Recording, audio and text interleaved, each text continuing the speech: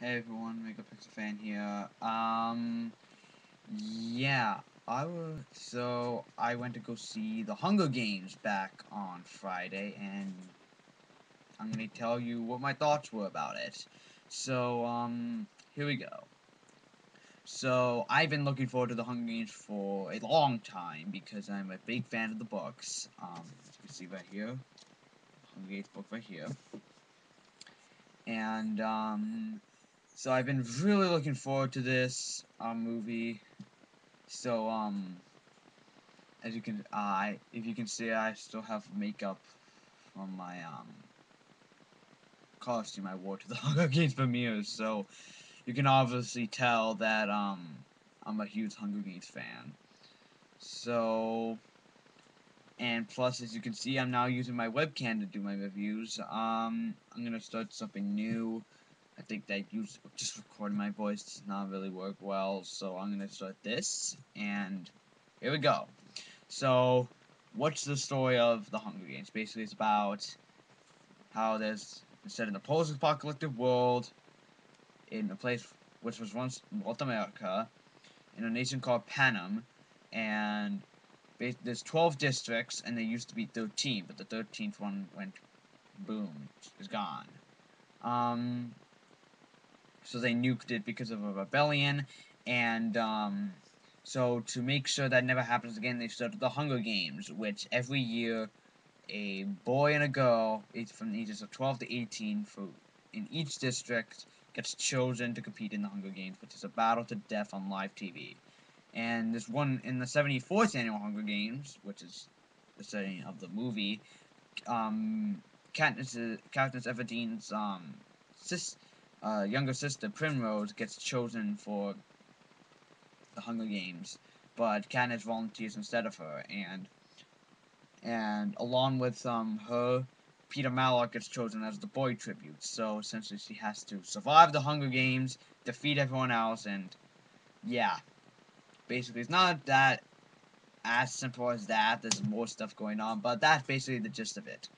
The story was adapted really well from the books. I was really, really surprised on how much they did that. I think the first half is really close to the books. It's like word for word. They changed some of the lines, but it was for the better. Second half, that's where things start getting in. The problem with the second half is that scenes kind of slow down at times, and a lot of stuff is changed, and it just makes no sense, and they changed a lot of stuff from the books, and it really pissed me off on how much they changed. Like, they changed the order of two people's deaths, which is really annoying. Like, they changed, I'm gonna talk about it in the spoilers section, but, it's not really, it's really weird about that, how they did that. Um, so yeah, the characters were really, really close to the books. Katniss is exactly as Switch Ghost. He's cold, he's relentless, he's a great character. Same as Peter and Gale. Peter and Gale. And don't start talking like, oh, are you a Team Peter or Team Gale? I don't fucking care about that stuff, okay? Um, but if you really want to say I'm beat up. Yeah. But I honestly don't care. Um, Haymitch, Effie, Cena, they're all like the book. I think the only character that I think could have been in a bit less was Seneca Crane. He was in the movie a bit too much. But, he was for the better. The actor did really well. So, as for the acting was really good, actually. The highlights were Stanley Tucci as Caesar Flickerman, Woody Harrelson as Haymitch, Jennifer Lawrence as Katniss, and Elizabeth Banks as Effie. Those were the best. Wes Bentley as Cindy McClain, he did really good as well. Donna Sutherland as President Snow, he did really well as well. Josh Hutcherson did really well as well. Liam Hemsworth did awesome as well. So like the acting was all around good. It was just very good. Now, here's something that I was surprised with the film, is that it's the visual effects. The visual effects were a lot better than in the actual film, than in the trailers. Because when I first saw the trailers, I hated the visual effects. I thought they looked like shit. I thought they looked like crap.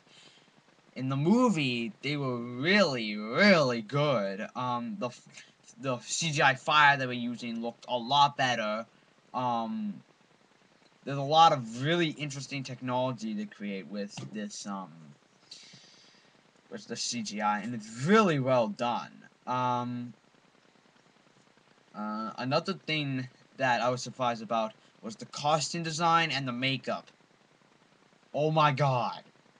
They were really, really good. They put so much time, so much effort into these costumes and the makeup.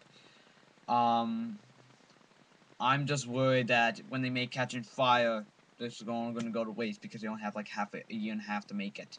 So, because Lionsgate wants it out now. So, yeah, boo you, Lionsgate. So what is so the score? The score was really good, by the way. I am so happy they did not use that pop soundtrack that they were releasing. It's only in the end credits throughout the entire movie. There's no pop soundtrack, which I'm really, really happy about. Because the only good one was Safe and Sound by Taylor Swift, and I'm not a Taylor Swift fan, but that's the only song I ever liked out of her, and it was pretty good, actually. So, it was at the end credits, so I stayed for the end credits to listen to it. But the actual score was really good. A lot of bagpipes. That got annoying after a while, but, yeah. Now, the problems with it. Uh, the shaky cam. You all saw that coming if you've seen the movie. The shaky cam. What was up with that? It made no sense. It didn't. Ugh. I know it's supposed to feel like a documentary, but I don't get. Make it good. Make it look like a good documentary. This seems really amateurish and just lazy. Just make the action scenes actually visible. Like throughout the action scenes, there's cameras like moving like that, and to make you can barely see anything. Look, would you like to see a review like this? No, I don't think you would. I don't want to see a movie like that either, and I think 3/4 of the movie is that. The only times where it's not like that is like in the very, very important parts, like like the interview scene, the Flicker Man, all that stuff. The action scenes and a lot of the walking scenes are all shaky cam, and it gets really annoying really fast, and I just hated it. Now we're gonna talk about some spoilers. So if you guys have not seen the Hunger Games or read the Hunger Games, leave now. Just leave leave the premises. So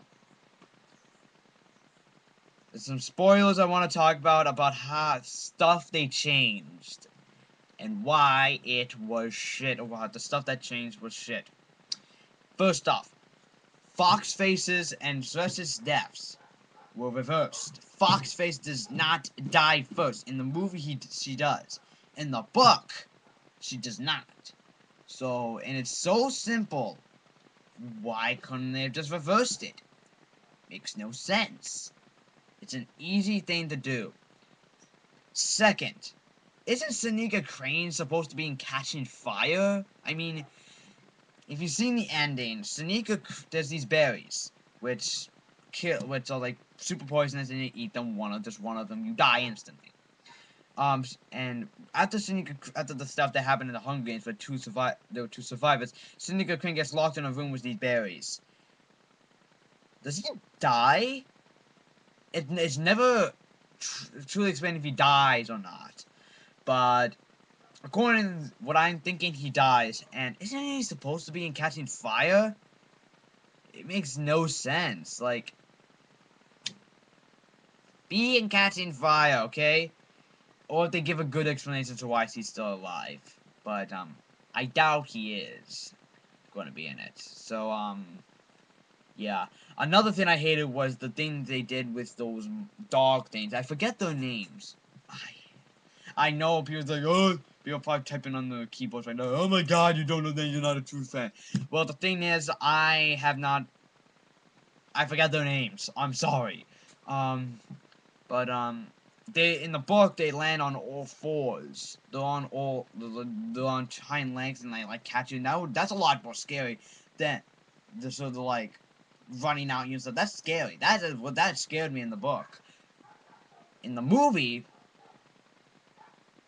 they look like giant CGI dogs, which is what they are. Giant CGI dogs without fur, which is dumb.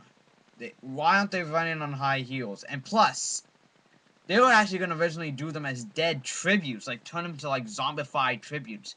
That would have been cooler than this.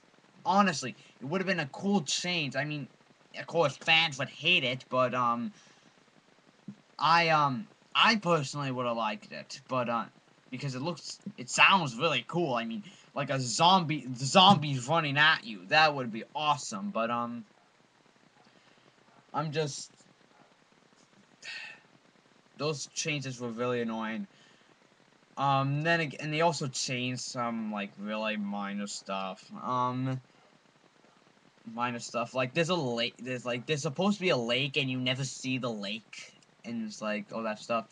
Rue, Rue doesn't get caught by a net in the book, and yet she does in the movie. So it's like, oh, she's gonna get caught by a net. We need drama. Oh my god, it makes no sense. It actually makes no sense. So but everything else was really good. Personally, I thought the movie was really good. I give it a 9 out of 10. 9 out of 10. And it was a really good movie. Some minor problems, but I can overlook them. And yeah. So, see you next time, and MegaPixarfan out. Peace.